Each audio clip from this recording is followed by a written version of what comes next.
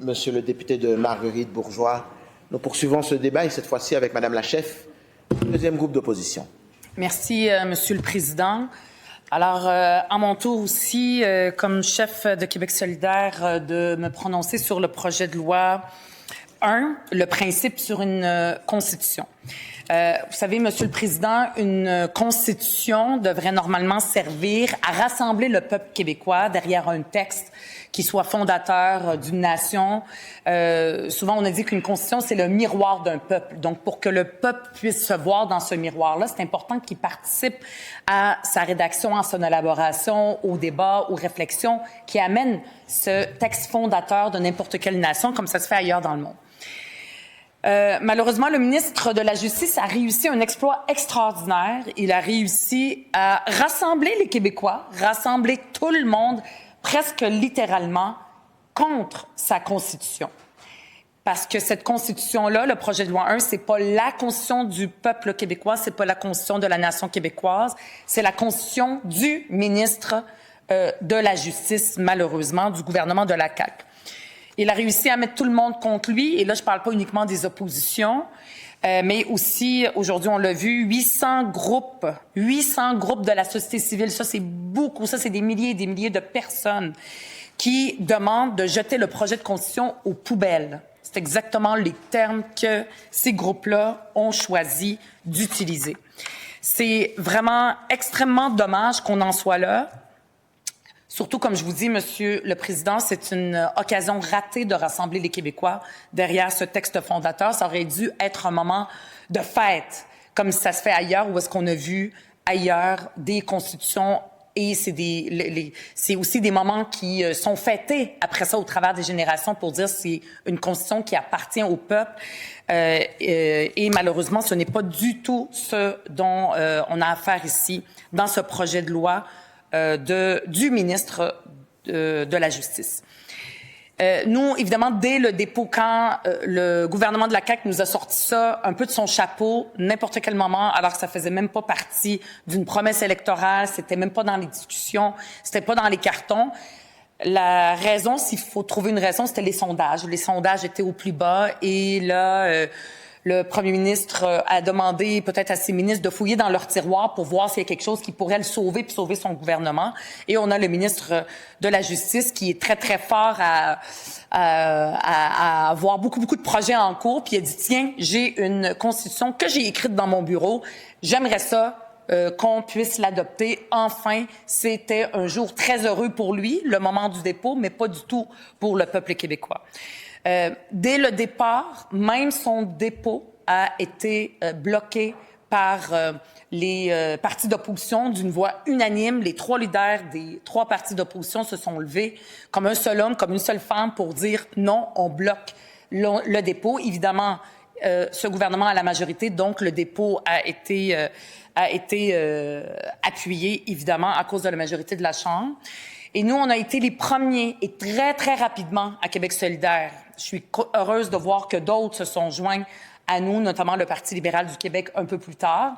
Mais nous, dès le début, on s'est levé puis on a dit c'est dangereux, cette loi-là. On veut pas qu'elle voie le jour. On veut pas que cette constitution soit adoptée. Donc, nous allons tout faire en notre pouvoir pour la bloquer. La bloquer, ça veut pas dire ne pas faire notre travail. Au contraire, c'est faire le travail pour lequel nous sommes payés. C'est faire le travail pour lequel les électeurs, les citoyens et citoyennes nous ont élus pour nous assurer de protéger l'État de droit. Il y a tellement de choses qui sont inacceptables dans cette Constitution. Il y en a qui pourraient être bonnes. Là. Je suis pas en train de dire que c'est 100%. Mais ce qui est négatif, c'est tellement fort.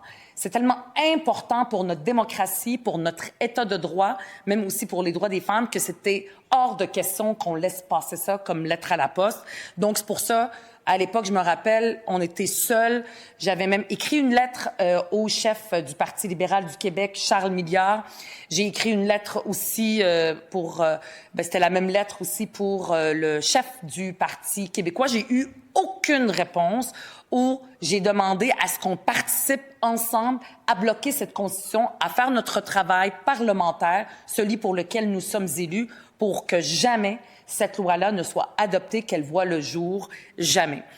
Et nous avons fait ce travail-là avec mon collègue, le député de Maurice Richard, tous les députés aussi de Québec solidaire. On a fait ce travail-là, puis on a été à l'écoute de la société civile, à commencer par des gens qui ne prennent pas position ou qui ne prennent pas la parole comme ça à la légère, le barreau du Québec. Je comprends que le ministre de la Justice est en guerre avec tout le monde, il est en guerre aussi avec le barreau du Québec.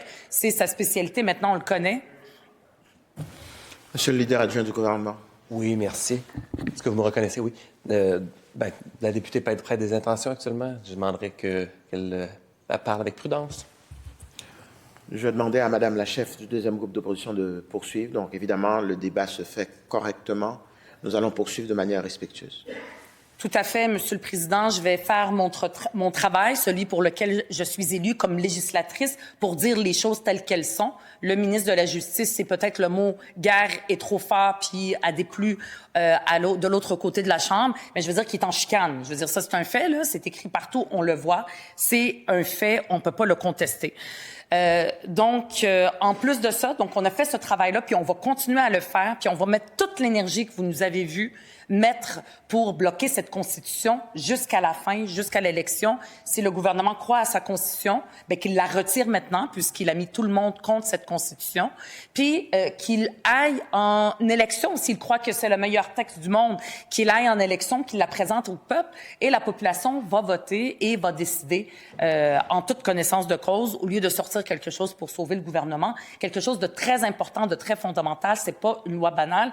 C'est même le gouvernement et le ministre de la Justice lui-même qui dit ce n'est pas une loi banale, c'est la loi des lois. Donc, il faudrait la traiter de la même façon.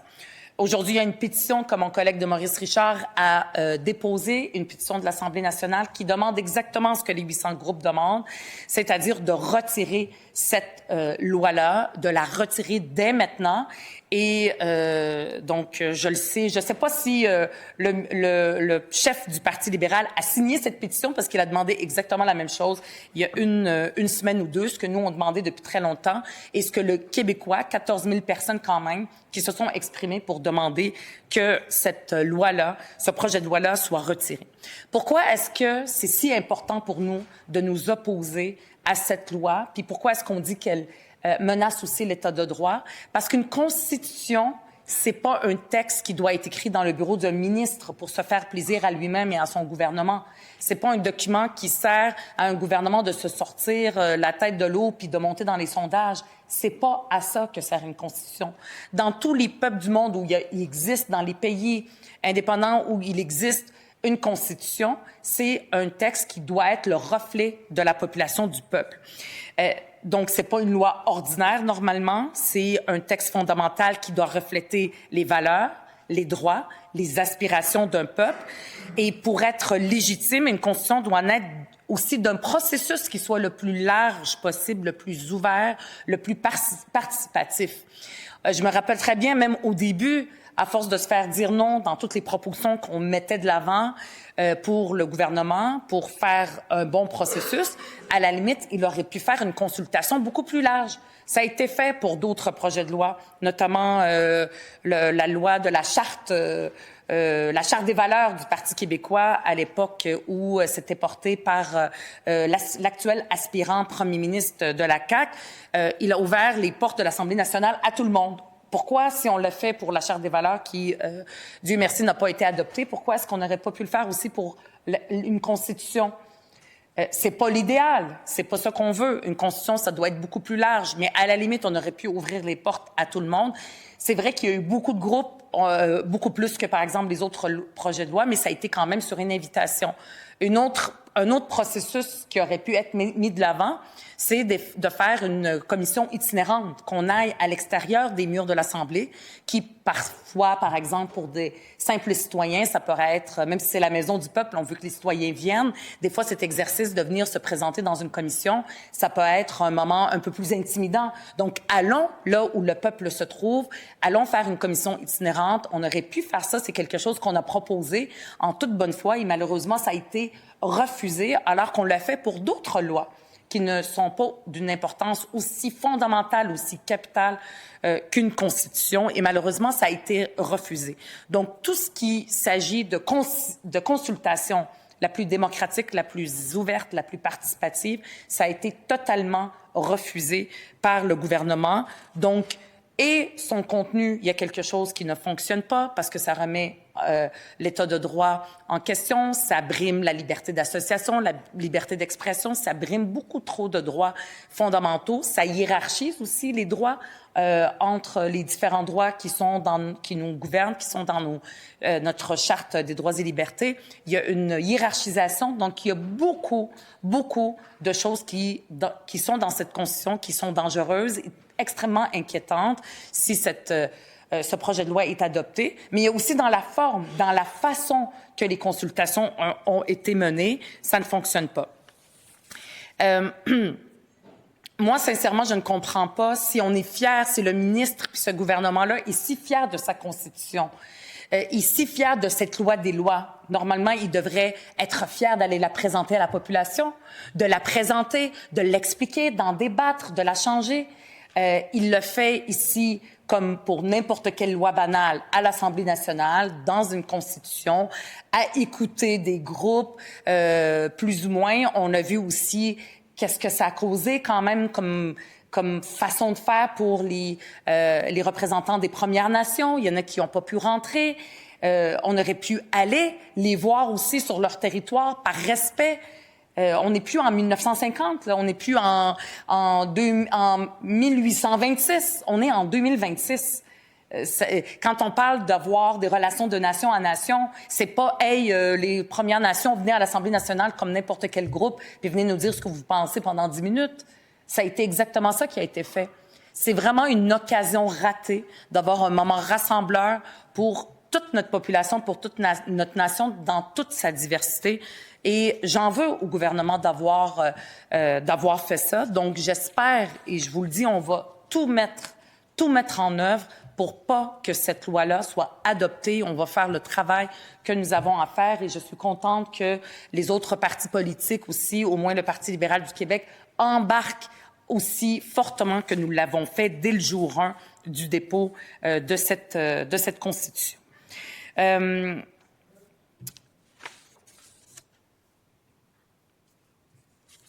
Il y a beaucoup de choses, je regarde mon texte, il y a beaucoup de choses que j'ai déjà dites. Moi, ce qui m'étonne pour un gouvernement qui se dit, puis un parti politique qui se dit nationaliste, c'est le manque d'ambition nationale. La CAQ parle tout le temps d'affirmation nationale, mais son projet reste quand même enfermé dans une logique provincialiste à l'intérieur du cadre canadien, malgré son titre pompeux, une constitution ou la loi des lois. Ben la réalité, elle est là. Ça reste quand même entièrement une constitution soumise à la Constitution canadienne. C'est la vérité, c'est la stricte vérité. C'est exactement ce que le ministre de la Justice qui se dit nationaliste, c'est exactement ce qu'il fait. Il nous propose un texte qui est enfermé dans le cadre canadien, donc il n'y aurait pas aucun changement de rapport de force avec le cadre canadien actuel. On nous parle d'autonomie constitutionnelle, mais on récupère aucun pouvoir. Hein. On l'a vu, l'échec de la CAQ, demande après demande. Donc, le gouvernement a arrêté de demander tellement ça devenait gênant. Et c'est échec après échec pour les demandes que ce gouvernement-là fait pour plus d'autonomie pour le Québec. Donc, on protège même pas réellement les compétences du Québec avec cette Constitution. On le fait pas en matière d'immigration, en matière de pouvoir de dépenser. On continue. C'est, comme on dit en bon anglais, c'est business as usual. Si par malchance, puis ça arrivera pas, on va faire tout ce qu'il faut pour que ça arrive pas. Si cette Constitution est adoptée, ben le lendemain, ça va être statu quo par rapport au cadre canadien actuel, parce qu'on sera toujours soumis à la Constitution que personne ici n'a jamais signée, même le Parti libéral ne veut pas la signer. Cette Constitution canadienne, on restera toujours soumis au cadre canadien. Donc, pour nous, à Québec solidaire, une vraie Constitution, celle du peuple, ça devrait rassembler la population et la façon qu'on le ferait, c'est par une assemblée qui soit, pas l'Assemblée nationale, mais une assemblée qui soit la plus représentative de la population dans toute sa diversité, ce qu'on appelle une assemblée constituante. Et il y a eu des exercices à travers le monde où ça a été fait, ce grand exercice démocratique, on devrait s'en inspirer et même créer quelque chose qui appartient, qui nous ressemble comme Assemblée constituante. Donc, si le Québec doit se doter d'une constitution, pour nous, à Québec solidaire, notre proposition est forte, c'est de le faire dans le cadre d'une démarche démocratique où la population va réellement décider de son avenir politique. Une constitution écrite à huis clos pour une province, ça n'a pas la même portée qu'une constitution écrite par le peuple qui décide lui-même de son destin. Et ce qu'on a devant nous, c'est loin d'être une constitution qui permet à la nation québécoise de décider de son destin. C'est bien au contraire. Donc, pour nous, et ça fait très longtemps que cette idée-là, on la met de l'avant depuis notre fondation, c'est d'avoir une assemblée constituante, démocratique. S'il y a une chose qui est positive dans le débat qui nous a été amené de façon surprenante et sans débat démocratique par la CAQ, c'est qu'on parle maintenant de constitution, alors que nous, à Québec solidaire, nous en parlons depuis la fondation de notre parti parce qu'on croit réellement à la démocratie. Donc, une assemblée constituante qui est une assemblée du peuple, élue ou composée de citoyens qui représentent la diversité, avec la diversité dans toutes ses composantes de la population, avec un mandat clair, avec une consultation nationale. Et c'est ça, un vrai processus pour une constitution. Et évidemment, Québec solidaire, comme parti indépendantiste, nous ne voulons pas, après ça, rester dans le cadre canadien actuel. Nous voulons que ce soit une constitution d'un Québec indépendant, comme tous les autres peuples et nations normales dans le monde. Je veux quand même revenir sur un point très important. Le ministre peut se targuer après, puis parmi les gens qui font partie des 800 groupes l'ont dit, peut se targuer, j'ai été à l'écoute et j'ai décidé finalement de ma position de ministre de la Justice de protéger les droits des femmes et je vous ai entendu, j'enlève l'infâme article 29 qui menaçait le droit à l'avortement des femmes. Donc, le ministre peut dire, et c'est ce qu'il dit, je vous ai écouté, donc j'ai enlevé cet article-là, la Constitution, elle est bonne, on devrait aller de l'avant et l'adopter. Premièrement, Monsieur le Président, le ministre nous a fait perdre beaucoup de temps au groupe de femmes, énormément de temps, un temps précieux, parce que des combats pour les droits des femmes, pour l'égalité entre les femmes et les hommes, qui est supposé être une valeur importante pour le gouvernement selon ses dires. Donc, d'avoir une constitution ou le droit à l'avortement, de dire que finalement je l'enlève, j'ai écouté la population, ça nous a fait perdre un temps précieux pour nous battre réellement pour tous les enjeux qui sont face à nous pour les droits des femmes, qu'on parle des féminicides, qu'on parle pour l'égalité aussi dans les salaires pour les femmes. Il y a tellement pour les politiques familiales, il y a tellement d'enjeux, le discours masculiniste qu'on voit aujourd'hui dans nos écoles qui prend de plus en plus de place avec la montée de la droite, de l'extrême droite à travers le monde et la montée du discours masculiniste qui nous viennent des États-Unis. Il y a tellement de choses qu'on peut faire pour l'égalité entre les femmes et les hommes. Pendant ce temps-là, on a perdu un temps précieux. Une deuxième fois, après l'ancienne ministre de la Condition féminine. Et donc, ce n'est pas une avancée après avoir retiré cet article-là face à la mobilisation et au tollé qui a été amené avec raison et auquel j'ai participé, auquel Québec solidaire, on a participé avec la société civile. Le fait de l'avoir enlevé, ça nous a pas fait enlever l'article 29 dans la Constitution, ça n'a pas fait avancer le droit des femmes d'un seul centimètre. Tout ce que ça fait, c'est le statu quo et une perte de temps et d'énergie qu'on aurait pu mettre pour des sujets beaucoup plus importants. Donc, le fait de l'avoir enlevé, même on se demande, puis il y en a beaucoup qui se le demandent, si c'était pas fait exprès de l'avoir mis, après ça pour dire, voyez, j'écoute, sans prêter d'intention, ça ressemblait à ça. Et moi, ça m'a mis énormément en colère, tout ce temps perdu avec cet article-là.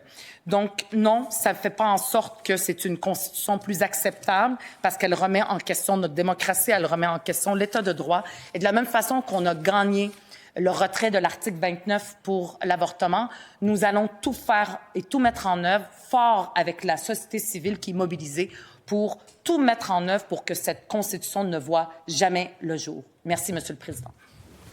Merci, Madame la chef du deuxième groupe d'opposition.